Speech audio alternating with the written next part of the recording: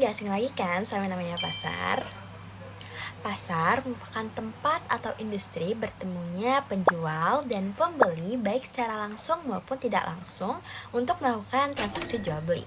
Pasar menjadi tempat yang paling sering terdapat transaksi jual beli sebab hal tersebut termasuk dalam kegiatan ekonomi yang dilakukan di negara manapun.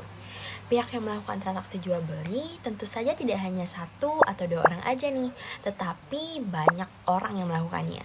Maka dari itu sering muncul adanya persaingan, bahkan kadang-kadang ada juga persaingan yang tidak sehat. Persaingan yang tidak sehat tersebut jelas saja akan membuat kegiatan transaksi jual beli di pasar menjadi tidak seimbang.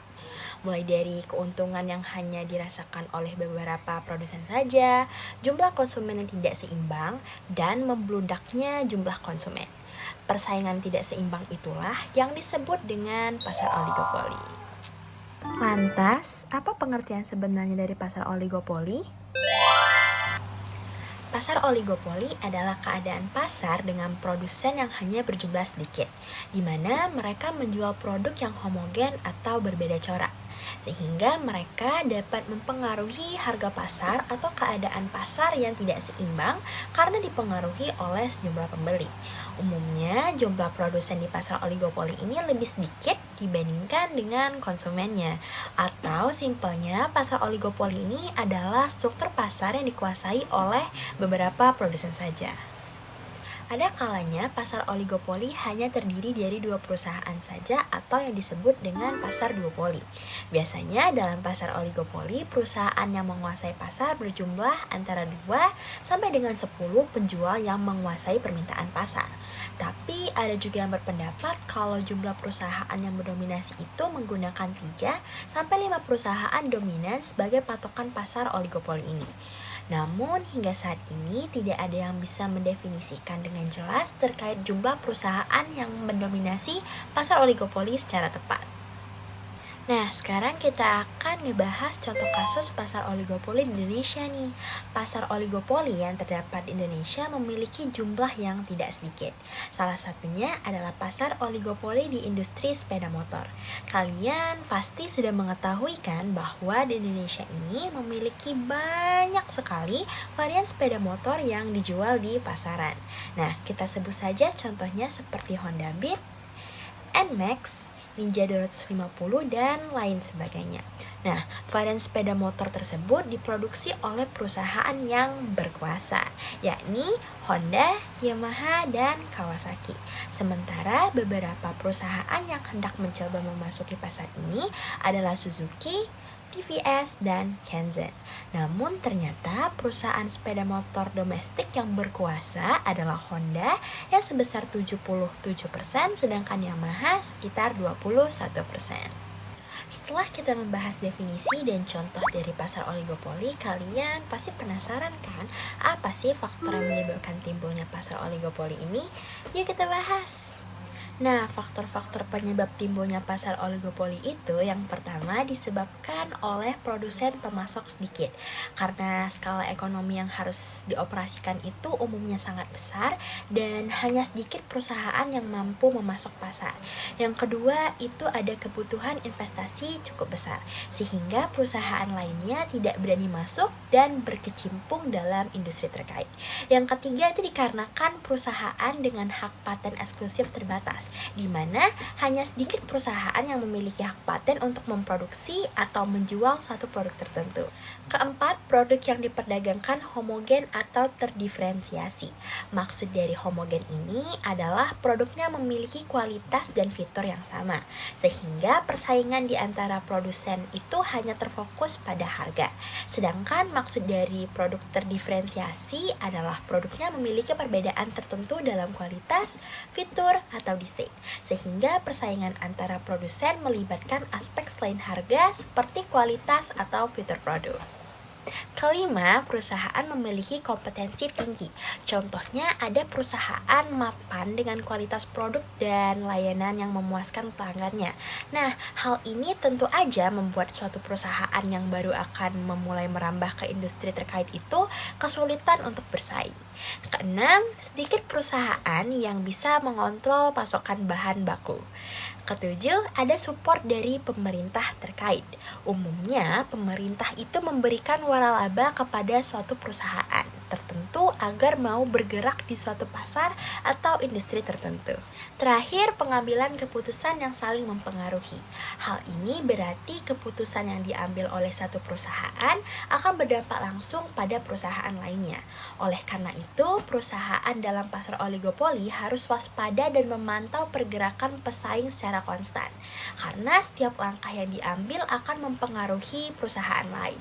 Contohnya nih, jika salah satu perusahaan akan memulai kampanye iklan besar-besaran atau merilis suatu produk baru. Hal ini akan memicu reaksi dari perusahaan pesaing. Perubahan kebijakan besar-besaran di salah satu perusahaan juga akan berdampak langsung pada perusahaan lain di industri tersebut. Pada dasarnya, oligopoli memang suatu persaingan yang tidak sempurna, sehingga bagi para produsen baru akan sulit untuk masuk ke pasar oligopoli ini.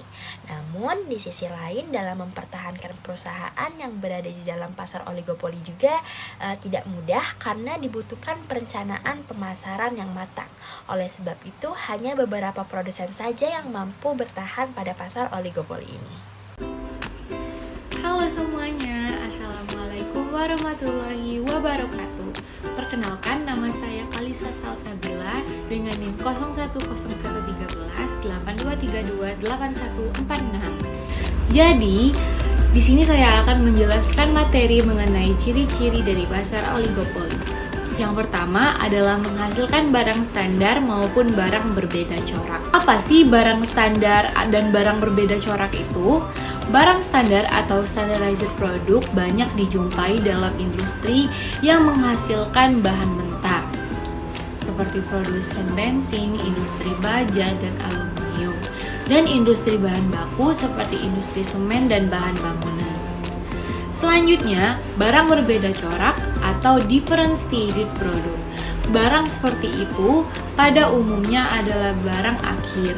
Contoh dari pasar oligopoli yang menghasilkan barang akhir adalah industri mobil dan truk, industri rokok, dan industri sabun cuci dan sabun mandi. Ciri yang kedua, kekuasaan menentukan harga ada kalanya lemah dan ada kalanya sangat tangguh. Nah, dari dua kemungkinan ini, yang mana yang akan wujud itu tergantung kepada bentuk kerjasama di antara perusahaan-perusahaan dalam pasar oligopoli.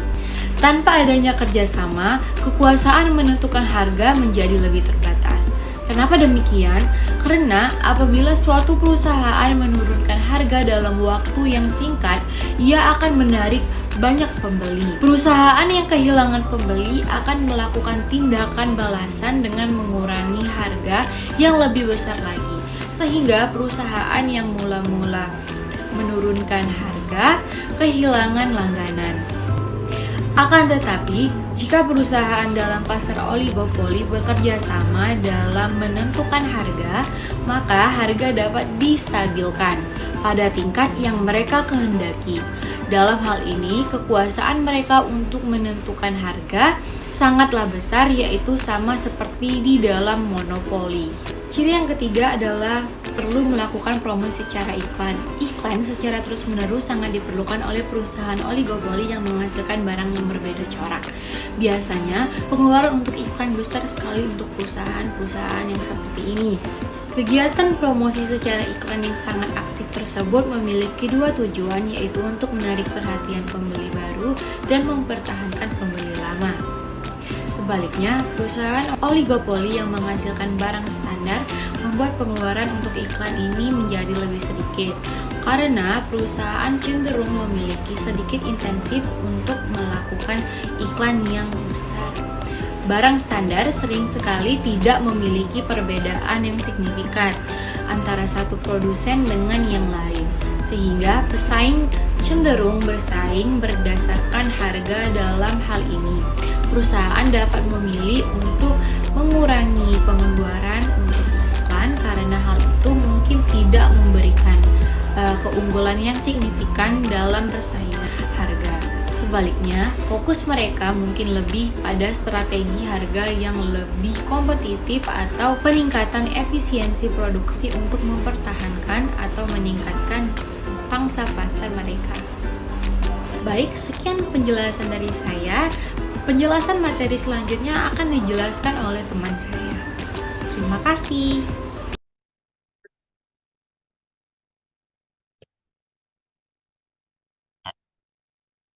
Perkenalkan, nama saya Habibur Rahman dengan nomor NIM 0101118232280115.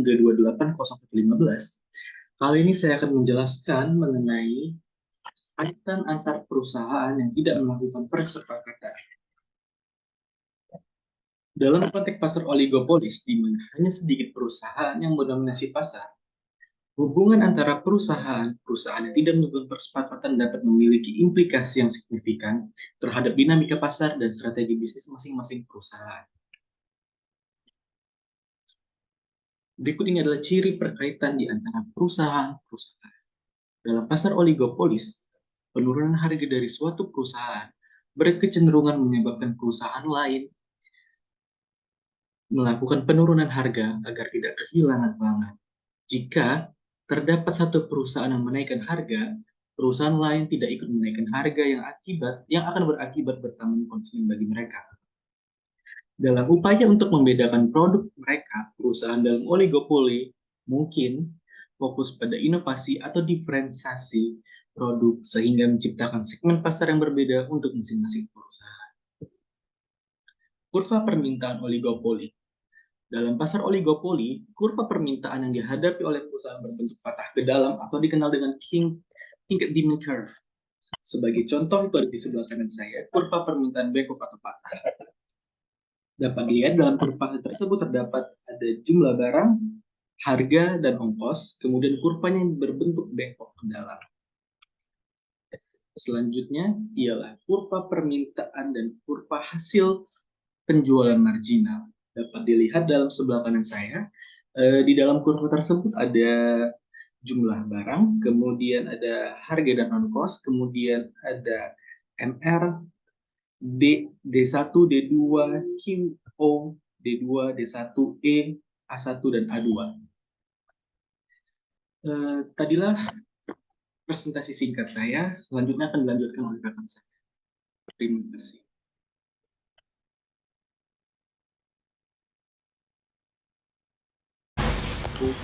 Selanjutnya, di sini saya akan menjelaskan materi mengenai jenis-jenis pasar oligopoli.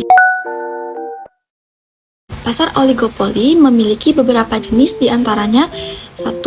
Pasar oligopoli murni. Pasar oligopoli murni adalah pasar yang hanya menjual satu barang saja. Meskipun hanya satu barang saja, tetapi varian dari barangnya cukup banyak. Sementara itu, harga dari barang satu dengan barang lainnya hampir sama. Pada pasar oligopoli, jenis ini hampir setiap kebijakannya dipengaruhi oleh produsen utama. Itulah mengapa pasar oligopoli jenis ini dinamakan pasar oligopoli murni. Selanjutnya, pasar oligopoli terdiferensiasi. Pasar oligopoli terdiferensiasi adalah pasar yang hanya menjual satu jenis saja. Namun, harga pada satu jenis barang itu tidak sama dengan harga produsen atau perusahaan lainnya. Sederhananya, harga dari satu produsen dengan produsen lainnya akan mengalami diferensiasi. Apabila hal ini terjadi, maka pasar oligopoli semakin menjadi tidak sehat. Karena konsumen cenderung lebih menyukai harga yang relatif murah, tetapi barang yang cukup berkualitas. Yang ketiga yaitu pasar oligopoli non-kolusi. Pasar oligopoli non-kolusi adalah pasar yang dimana jika ada perusahaan yang ingin memainkan harga suatu barang atau jasa, perlu memperhatikan kondisi atau perkembangan yang terjadi pada perusahaan lain atau juga yang disebut sebagai kompetitor. Di dalam pasar oligopoli jenis ini diperlukan suatu perusahaan karena bertujuan agar usaha yang dijalaninya mengalami perkembangan serta perusahaan lainnya tidak bisa mengikuti persaingan dengan harga tersebut. Dan yang terakhir yaitu pasar oligopoli kolusi. Pasar oligopoli kolusi adalah pasar di mana hampir setiap produsen atau perusahaan melakukan kerjasama. Biasanya, langkah kerjasama ini dilakukan pada saat ingin menaikkan harga dari suatu produk atau jasa.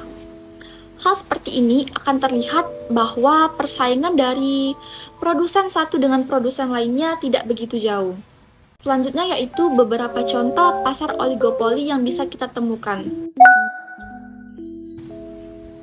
yaitu seperti perusahaan rokok, industri jasa penerbangan, industri kendaraan bermotor, perusahaan semen, pabrikan handphone, operator telekomunikasi, dan yang terakhir seperti produsen mie instan. Keberadaan pasar oligopoli dapat menguntungkan baik untuk perusahaan selaku produsen dan pembeli sebagai konsumen. Berikut kelebihan pasar oligopoli. Kemampuan untuk mengendalikan harga. Karena pasar oligopoli didominasi oleh beberapa perusahaan besar, maka penjual memiliki kemampuan untuk mengendalikan harga dalam tingkat tertentu.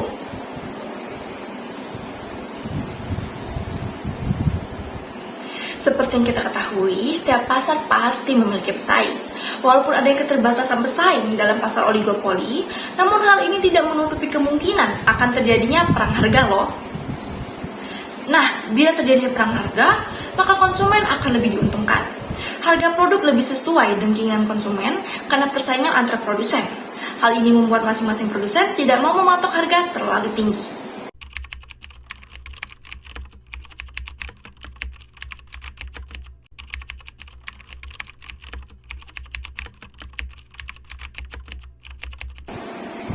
Stabilitas.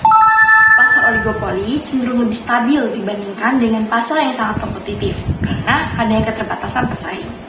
Keterbatasan pesaing dapat menyebabkan stabilitas harga dalam jangka waktu tertentu, karena perusahaan cenderung menghindari perang harga yang merugikan semua pihak.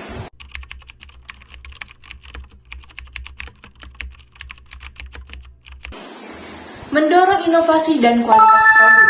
Persaingan dalam pasar oligopoli mendorong perusahaan untuk berkompetisi dalam hal inovasi dan menjaga kualitas produk demi memenangkan pangsa pasar. Hal ini dapat menghasilkan produk yang lebih baik bagi konsumen.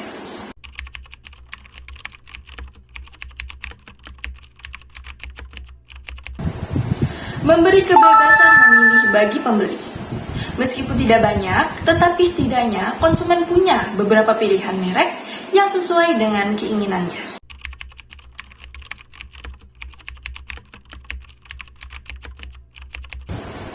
Ada perkembangan dan penerapan teknologi baru. Hal ini dapat dilatar belakangi oleh penemuan baru perusahaan yang tidak mudah ditiru atau diimbangi oleh perusahaan pesaing, sehingga timbul dorongan yang kuat untuk memacu kemajuan teknologi.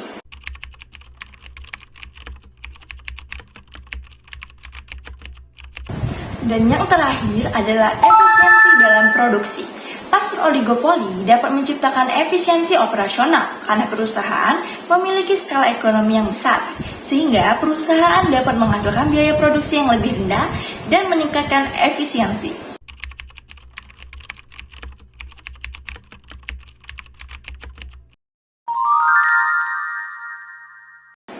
Selain kelebihan, tentunya pasar oligopoli memiliki kelemahan. Berikut saya akan menjelaskan kelemahan dari pasar oligopoli. Yang pertama, hambatan masuk yang tinggi. Investasi yang besar diperlukan untuk memasuki pasar oligopoli. Hal inilah yang membuat sulit bagi perusahaan baru untuk bersaing.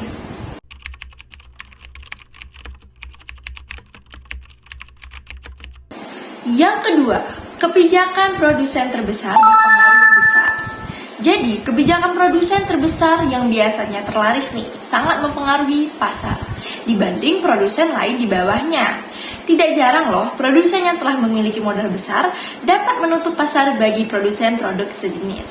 Karena kita pribadi pun terkadang lebih tertarik ya berbelanja di toko yang sudah memiliki nama yang besar.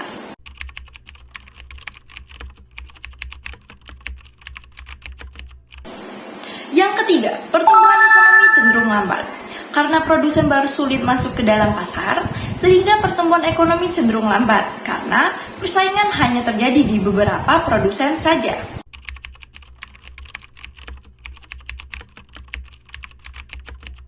Yang keempat, perang harga. Sering Seringkali perang harga terjadi saat perusahaan baru mencoba masuk ke pasar. Mereka berani menurunkan harga serendah mungkin yang bertujuan supaya mereka dapat ikut menguasai pasar.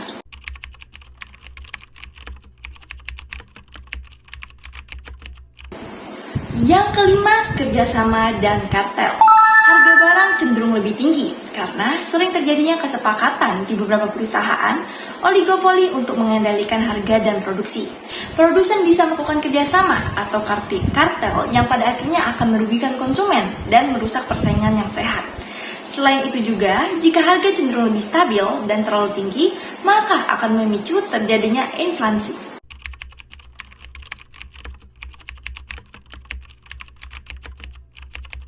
Yang terakhir adalah peran iklan. Perusahaan oligopoli memerlukan iklan yang masif dan kuat untuk menjaga pangsa pasar yang telah dikuasai dan menarik pangsa pasar baru. Oleh karena itu, promosi sangat penting. Maka, modal untuk iklan menjadi sangat banyak, sehingga bisa menjadi pemborosan ekonomi jika tidak tepat sasaran.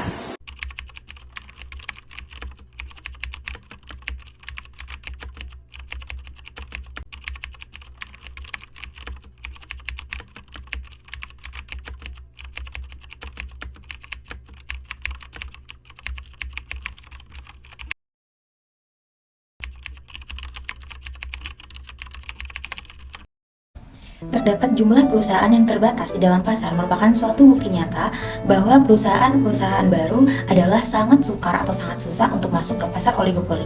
Ada 3 faktor-faktor penting yang menyebabkan kesukaran memasuki pasar oligopoli, yaitu yang pertama adalah skala ekonomi, yang kedua adalah perbedaan biaya produksi, dan yang terakhir adalah sifat-sifat produksi yang mempunyai keistimewaan yang sukar diimbangi oleh perusahaan baru. Yang pertama adalah skala ekonomi. Skala ekonomi yang dinikmati oleh perusahaan yang terdapat dalam pasar oligopoli dapat menjadi penghambat yang sangat penting kepada perusahaan baru untuk masuk ke dalam industri itu.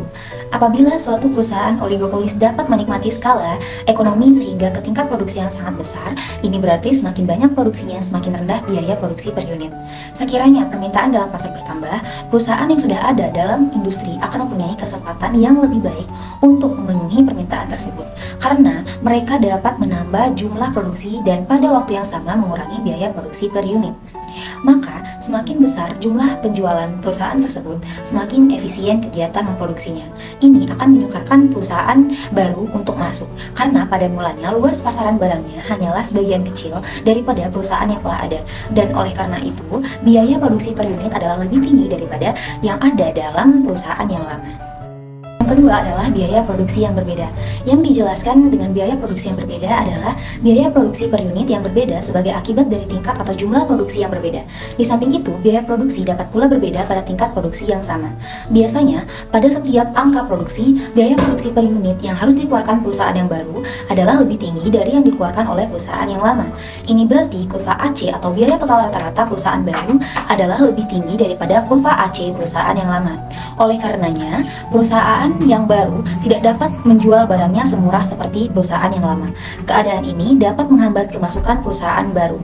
Terdapat banyak sekali faktor-faktor yang menimbulkan kecenderungan perbedaan biaya produksi tersebut. Yang paling penting atau yang terpenting adalah yang pertama, perusahaan lama dapat menurunkan biaya produksi akibat pengetahuan yang mendalam mengenai kegiatan yang memproduksi yang dikumpulkan dari pengalaman masa lalu. Yang kedua adalah para pekerjanya sudah lebih berpengalaman di dalam mengerjakan pekerjaan mereka. Dan ini menaikkan produktivitas pekerja yang selanjutnya memungkinkan penurunan biaya produksi. Dan yang ketiga, yaitu perusahaan lama sudah lebih dikenal oleh bank dan para penyedia bahan mentah dan oleh karenanya dapat memperoleh kredit yang lebih baik dan harga bahan mentah yang lebih murah. Dan yang ketiga atau yang terakhir adalah keistimewaan hasil produksi. Keistimewaan yang dimiliki oleh barang yang diproduksikan oleh perusahaan lama merupakan sumber lain yang dapat menghambat kemasukan perusahaan baru. Keistimewaan ini dapat dibedakan dalam beberapa bentuk. Yang pertama ialah karena barang tersebut sudah sangat terkenal atau product recognition, dan masyarakat sudah menaruh kepercayaan yang tinggi ke atas barang tersebut tanpa dapat menawarkan barang lain yang jauh lebih baik dari barang yang dikenal masyarakat ini. Perusahaan baru akan mengalami kesukaran untuk bersaing dengan baik di pasar. Keistimewaan yang kedua adalah apabila barang tersebut sangat rumit atau product complexity, yaitu ia terdiri dari komponen-komponen yang banyak sekali sehingga sukar membuat dan memperbaikinya. Barang seperti itu antara lain adalah mobil, televisi, dan sebagainya. Sifat barang yang rumit tersebut dapat menyebabkan tidak semua pengusaha yang mempunyai modal dapat masuk ke dalam perusahaan tersebut. Pengusaha tersebut harus juga mengetahui cara-caranya membuat barang itu yang mutunya tidak kalah dengan barang-barang yang sudah ada di pasar. Selanjutnya, keistimewaan lain yang mungkin dimiliki oleh perusahaan dalam pasar oligopoli adalah ia memproduksikan berbagai barang yang sejenis. Kalau ia produsen rokok, maka rokok yang diproduksinya terdiri dari berbagai bentuk dan jenis, sehingga dapat menyediakan berbagai produk seperti rokok berfilter dan cerutu yang diingini masyarakat yang cita rasa berbeda-beda. Perusahaan sabun mandi, sabun cuci, minuman ringan dalam botol, dan produsen mobil adalah beberapa contoh lain dari perusahaan-perusahaan yang seringkali memproduksikan sesuatu barang dalam bentuk dan sifat, serta mutu yang sangat berbeda. Dengan cara ini, pasarannya meliputi golongan masyarakat yang lebih luas dan sebagai akibatnya, sukarlah untuk perusahaan baru memasuki pasar oligopoli. Mungkin itu saja yang dapat saya sampaikan, kurang lebihnya saya mohon maaf. Terima kasih, bye-bye. Assalamualaikum warahmatullahi wabarakatuh. Perkenalkan, nama saya Syarif Nadir dari Prodi Manajemen dengan NIM 0101 12823 28113. Pada kesempatan kali ini, saya akan menjelaskan materi tentang penilaian terhadap pasar oligopoli. Sebelum kita membahas spesifik mengenai penilaian terhadap oligopoli, setidaknya ada dua hal yang perlu diingat kembali. Yang pertama, oligopoli adalah pasar yang terdiri hanya dari beberapa perusahaan saja dan saling bergantung untuk menentukan harga, sehingga harga bersifat kaku.